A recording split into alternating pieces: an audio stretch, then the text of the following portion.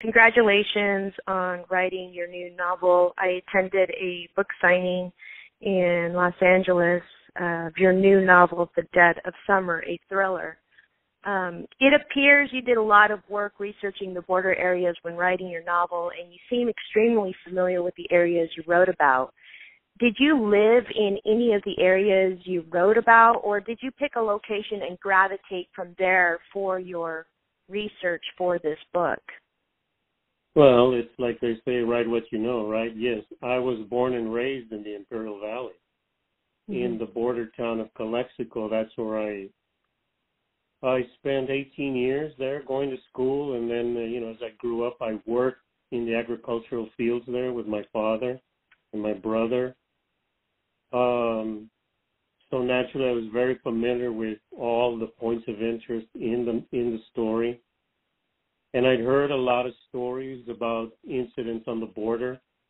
I know and knew Border Patrol agents. Some of them were families, some of them were friends.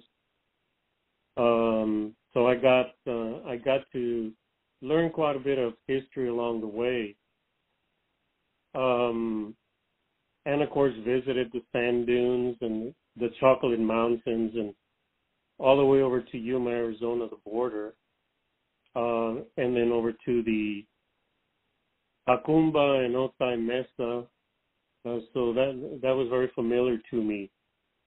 And then the stories growing up, the scary stories of El Cucuy and La Llorona was when we would work in the fields or as we migrated north, sometimes we stayed in labor camps and within orchards, and a bunch of kids would get together and, we'd do a little campfire and try to scare each other with those kinds of stories. So how long has your... Go ahead. Well, no, I was going to ask you on your new novel, how long has your new book idea been brewing in your mind before writing it and finishing it? Well, I actually wrote it first as a screenplay. Okay. And that was a few years ago. So I did a lot of research for all of those characters that appear in the film, going back, like in the novel, to their great-grandparents for some of them. That's the work that I do as an actor. When I do a role, I do that type of research to have a good base from which to work with in characterizing the person and making him a living, breathing, complex human being rather just than a one-dimensional either good guy or bad guy. So all of that research that I had done towards the screenplay kind of sat in my files. And as I would share those stories about the background of the characters with either my wife, Belle, or with friends, they would ask if those characters were in the screenplay, and you have to explain no because the screenplay would be too long. So they started asking me if I had thought about writing a novel to include all of that, and I never really had. Everybody thinks about writing a book, but like I read recently, about more than 80% of men who say they're going to write a novel never actually do. But I always like a new challenge, like writing screenplays. The first time I wrote one, I said, well, I'm going to try it, see what everybody else has done. So I thought, well, this is a nice challenge. I'll take it up. So I went and Googled how to write a novel. And I found one website that said how to write a novel in 100 days. Oh. Yeah. Cool. And very cool. It took me about 2 years to write the screenplay. And, that 100 days turned into 5 years for the novel. Okay. Nice. It's a good novel. All in all, there was a combination of both the screenplay and the novel of 7 years. And again, borrowing from from stories growing up to experiences along the border and composites of something. Rudy, for example, is a composite of a couple of actors that I know, and then the antagonist's father, Travis. One incident in his demise is actually taken from an actual incident that happened in Arizona to a guy.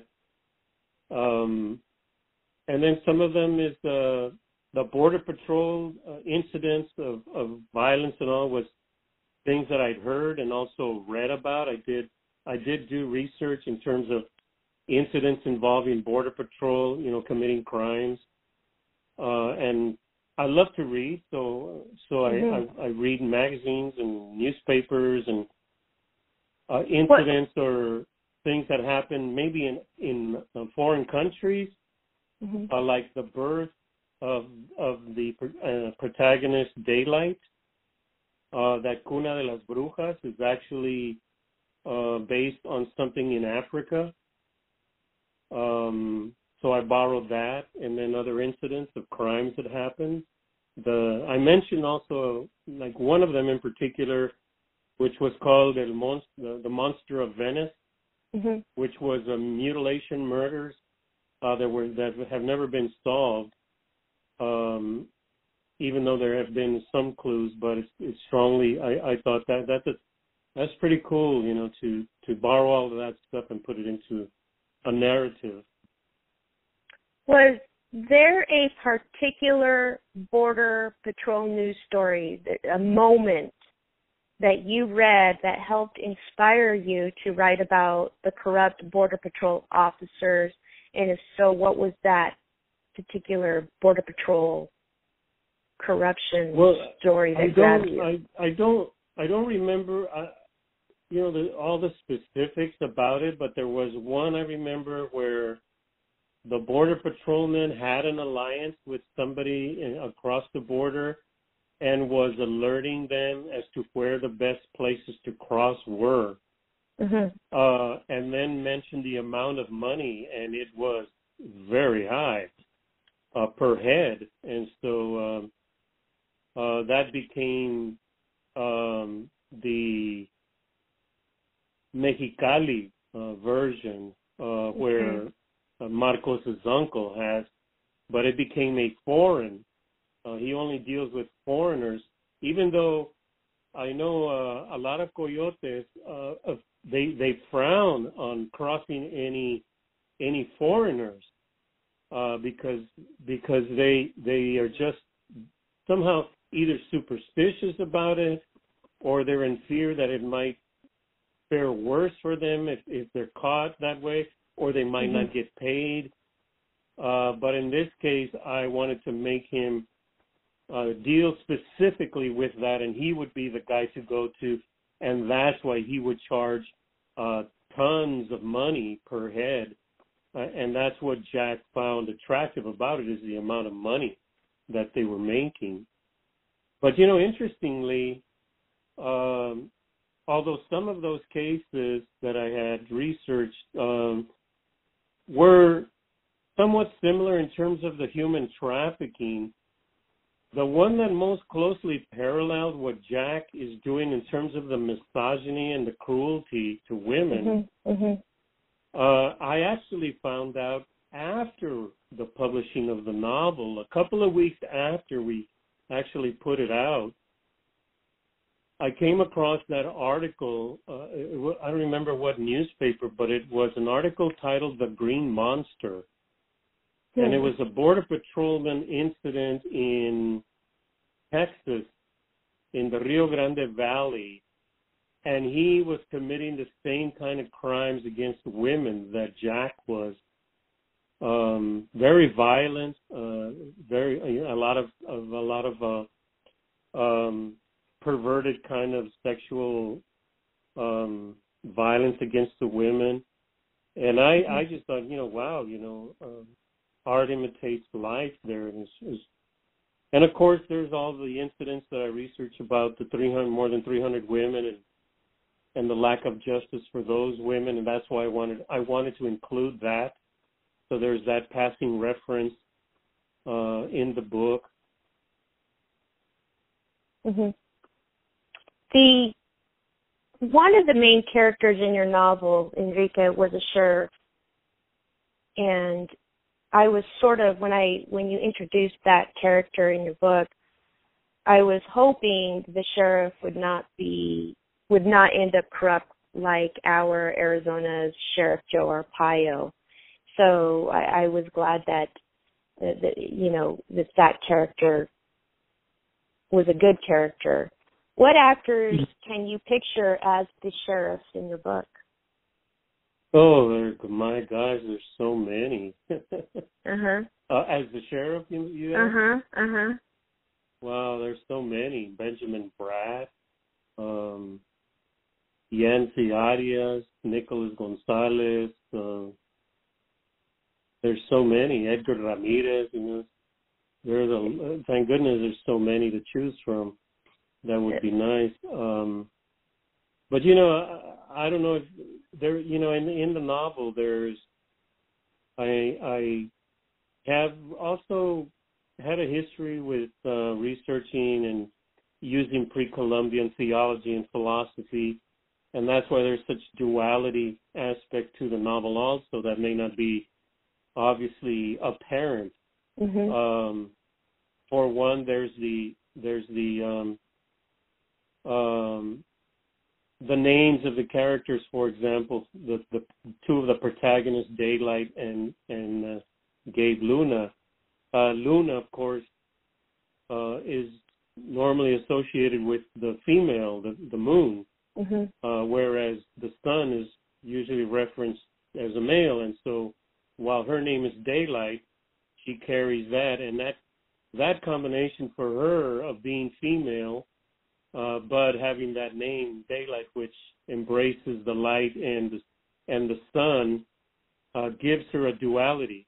So makes mm-hmm. her both male and female, the he, she, as well as Gabe. Gabe is a male, and his name is Luna, associated with female.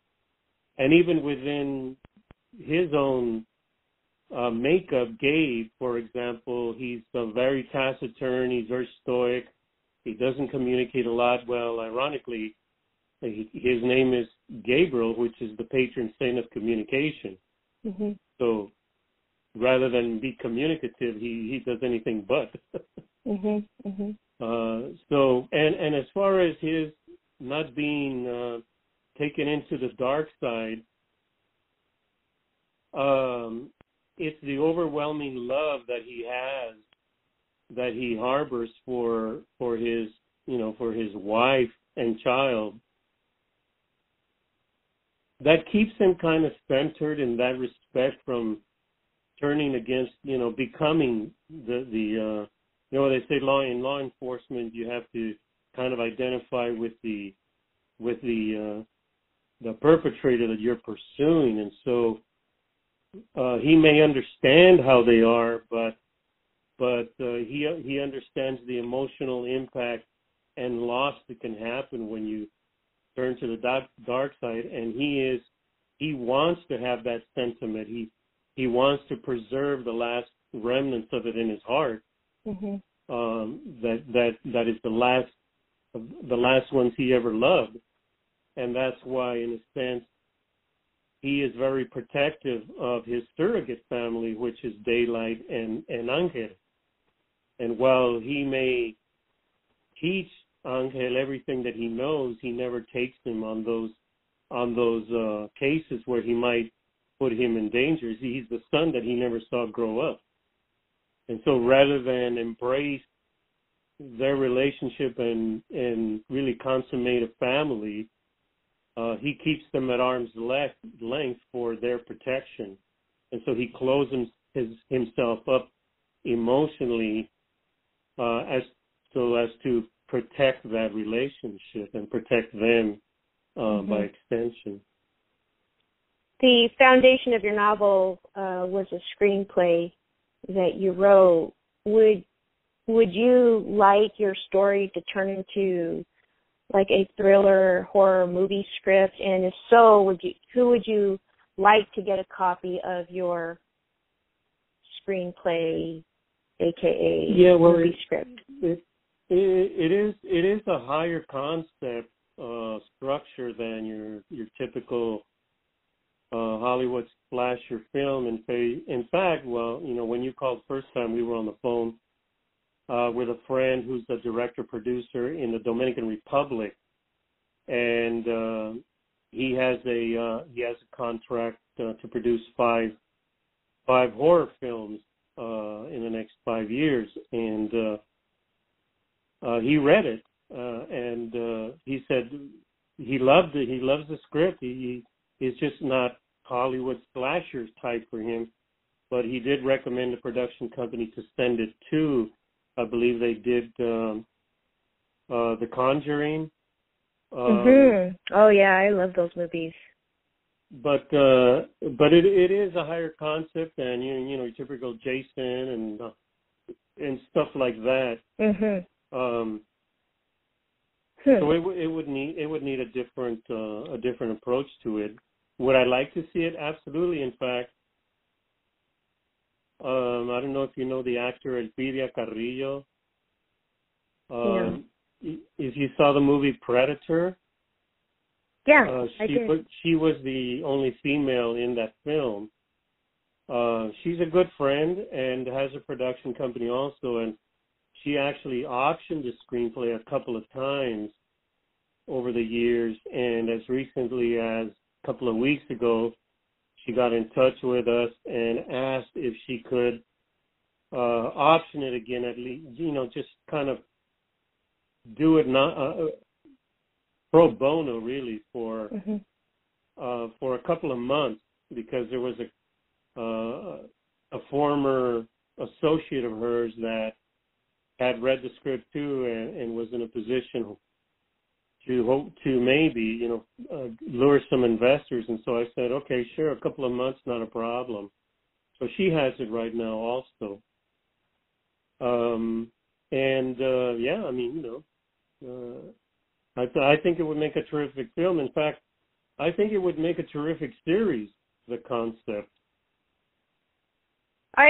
When I was reading the book, there were certain images that you painted with your words when the quote-unquote La Llorona creature, in my mind, she was La Llorona.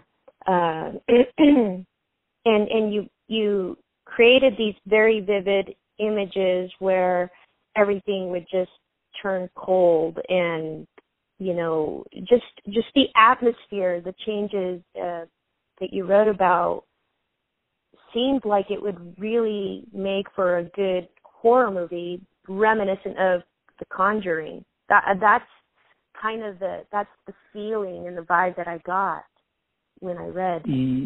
Well, this director friend also mentioned another movie that escapes me, but he said that I should take a look at that one also. But as far as the depiction of when Inez transforms into the creature, when I was doing research for the novel, my brother-in-law's wife, who's a professor at Arizona State University, was writing and teaching about aspects of La Llorona from the feminist perspective. And she had a lot of research material, and it was research material that included stories from Nicaragua and even Germany and whatnot, from all over the world, because there are parallel stories. And that's where I got some of the descriptions that were included in some of the testimonials of, images that people had seen. So I used that research and combined some of the images for her.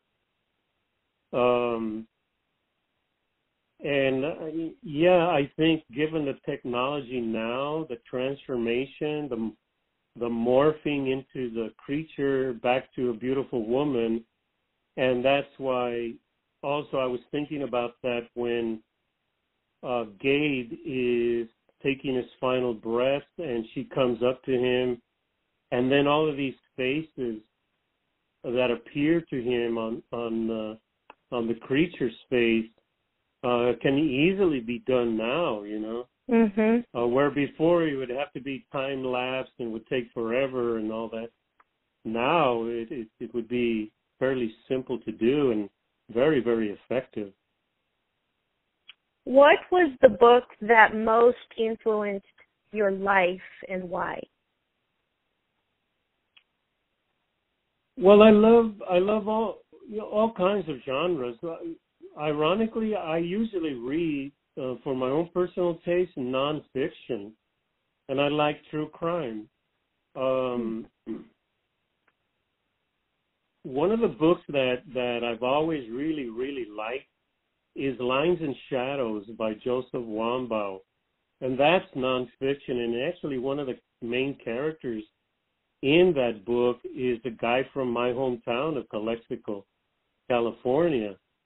And this was a story that took place in the 70s in San Diego. And it was a guy who was a police officer who was watching from his apartment a lot of the activity of illegals crossing and how they were manhandled not only by law enforcement but also by bandits. And so he decided to create this task force with a bunch of Latinos that could speak Spanish, and then they would disguise themselves as undocumented, and they would go into the canyons, and then they would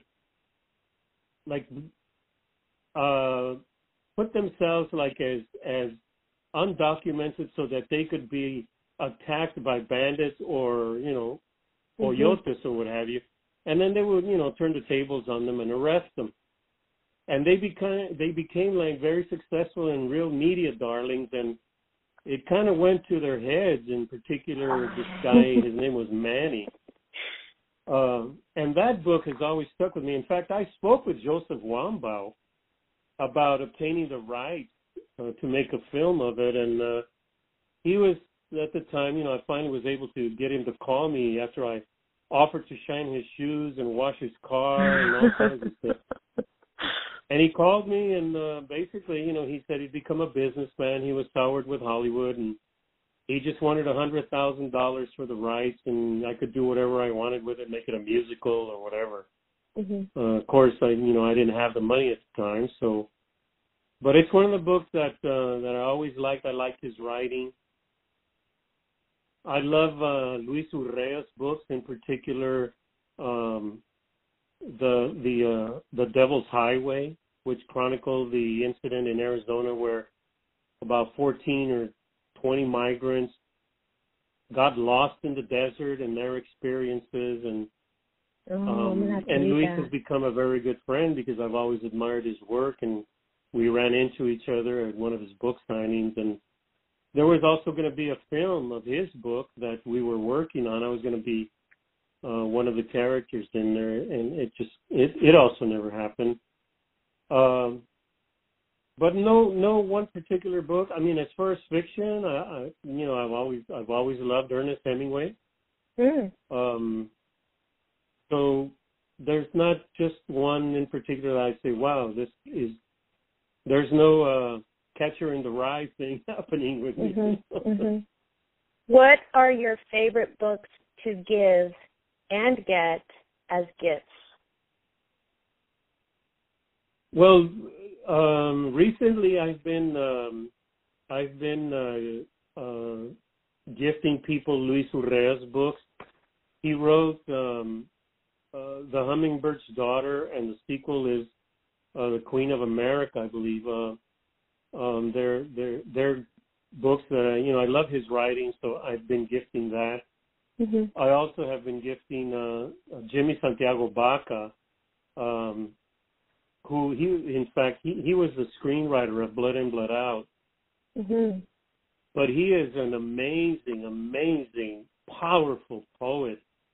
And if you ever get a chance to hear him read his poetry, my gosh, it is so powerful. And he recently published his autobiography called The Place to Stand. And wow, amazing testament to the survival of the human spirit.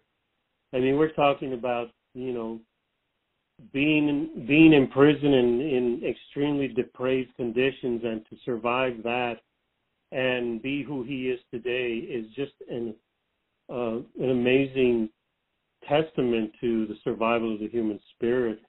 So his books I'd like to gift, and then history books. You know, history books I like to share with people about Latino history. There's the work of Carlos Castañeda. Of course, everybody knows his books, from the Teachings of Don Juan to. I also like the history books of the Azteca. Ángel María Garibay's Aztec Thought and Culture, Poesía Náhuatl, things like that. Nice. Little bit off the book subject. What is your favorite music, and if your screenplay were to turn into a movie, what kind of music genres would you like to see incorporated? Well, you know, relating it to the book, one of the things that I wanted to describe at times that takes place in the story is the sheer amount of and volume of not just life but music that can happen in the desert, that if you pay attention to it, because, you know, within the city there's so many sounds and noises and stuff, all this white noise, but in the desert you go out there in the middle of nowhere and you begin to hear the little skittering of the little animals, the fluttering of the vultures out there, the slithering of the snakes, and the wind, the way it rustles the little tufts of sand, the way it whispers when it goes through rocks and around rocks, or, you know, it like flips the yocotillo branches. That's a lot of music in itself that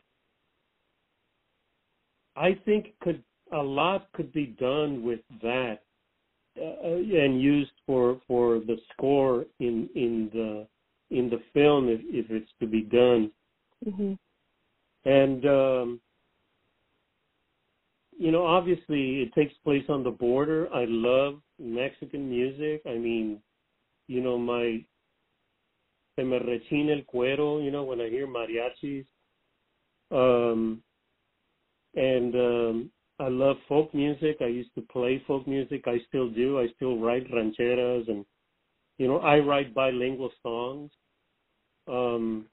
I recorded, you know, with a group when I was in a group in San Jose called Flor del Pueblo. We recorded an album that was a tribute to Latin American protest music, the music of Carlos Puebla from Cuba, and tributes to Che Guevara and, you know, Lolita Lebrón and stuff. And then the flip side, you know, I wrote a song called that was the song is kind of a migration of the Latinos from Afro-Cuban, the Caribbean, to, you know, corridos done Afro-Cuban style, to crossing the border and doing stuff in English, but using some, you know, Mexican rhythms.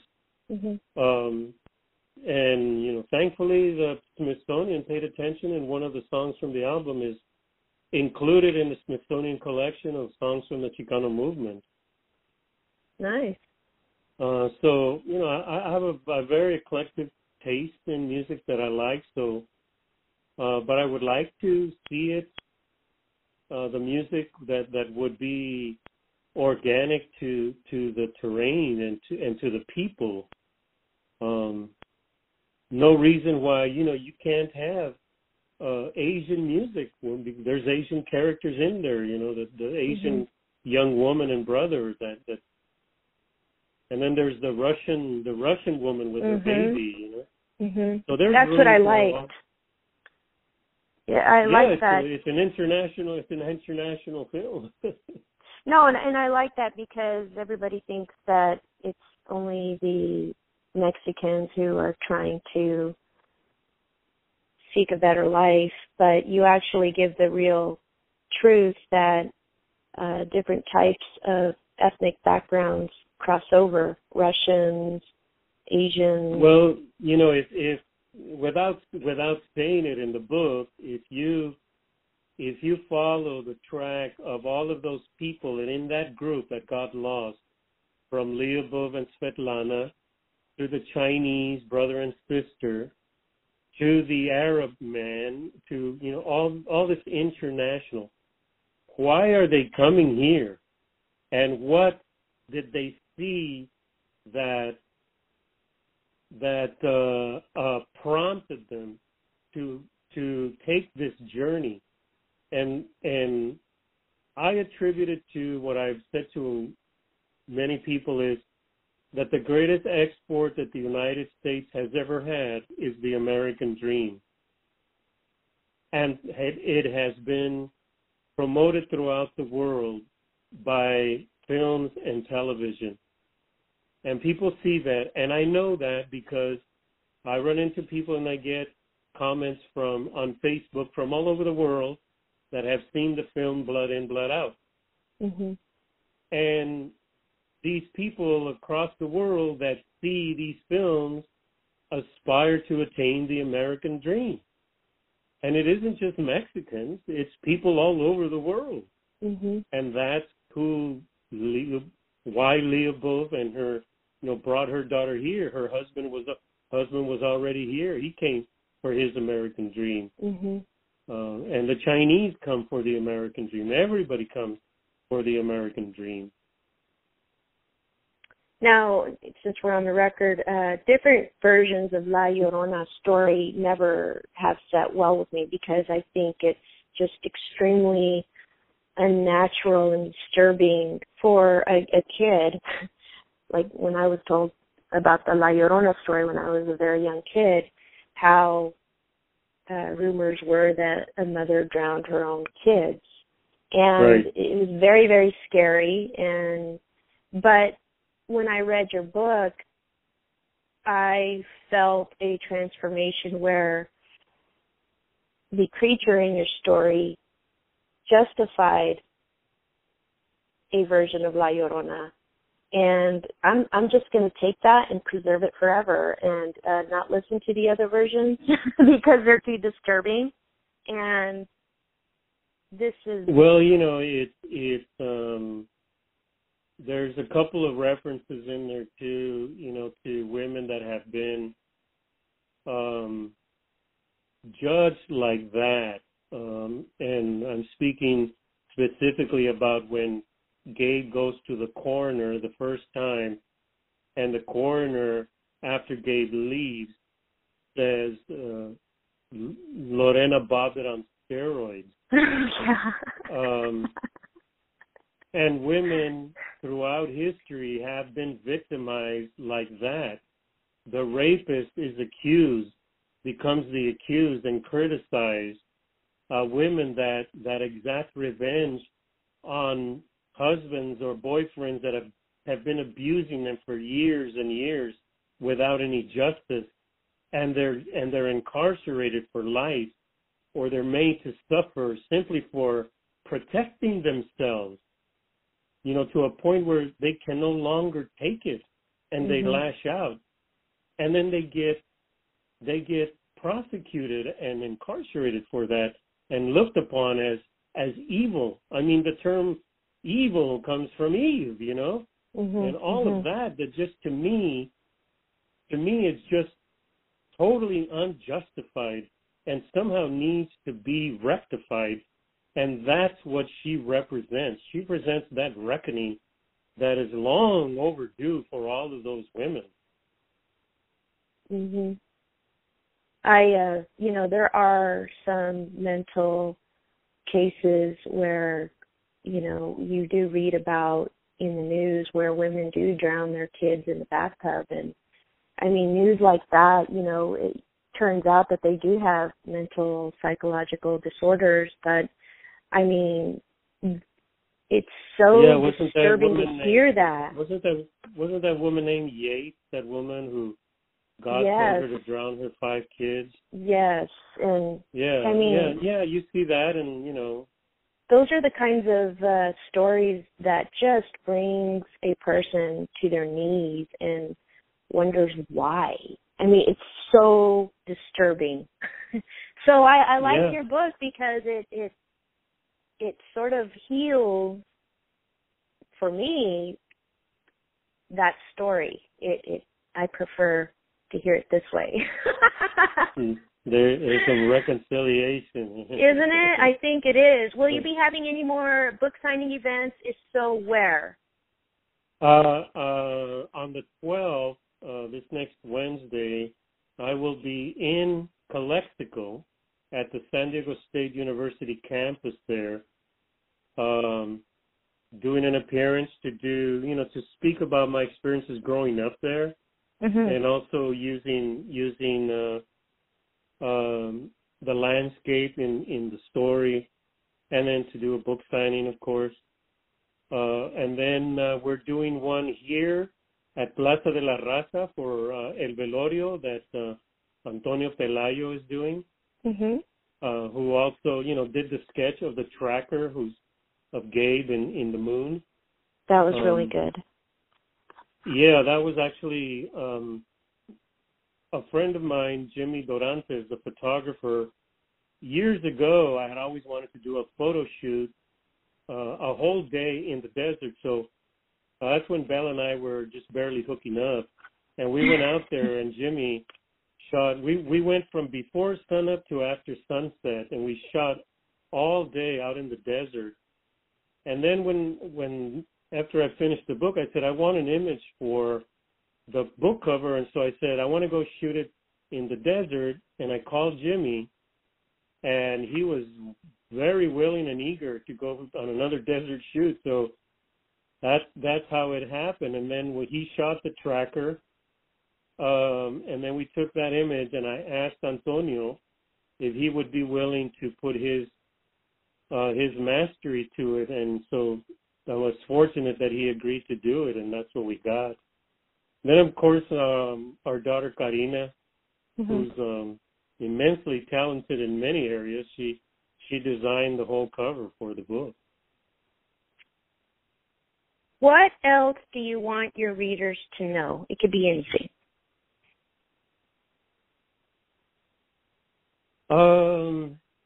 Really is that people should read more. You sound like Baca. That's exactly what he says. Baca, the author of, there is so much truth. And Belle and I always talk about that. When I was a kid, I used to read a lot of comic books, and I was not much for reading novels or whatever, but I do recall that when I did read something like that, I was totally engrossed in it, and my imagination just soared. And over the years, I've picked up more and more and more books I'd love to read.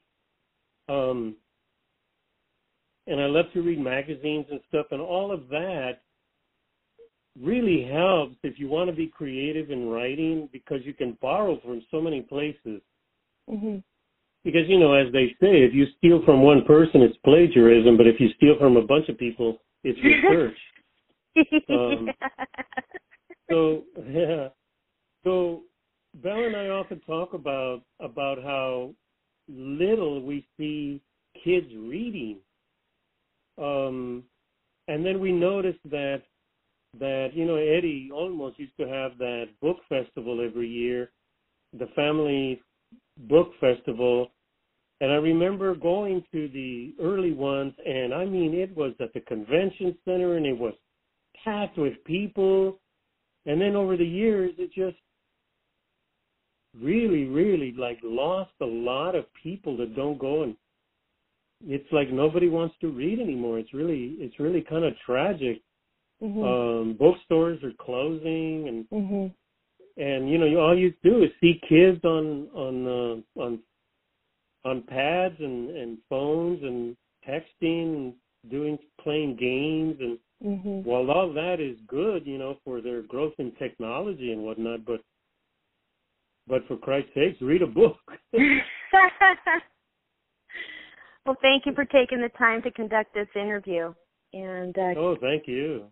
Congratulations again on publishing your new book. Thank you. All right. Let's hope it's not another 7 years for the sequel.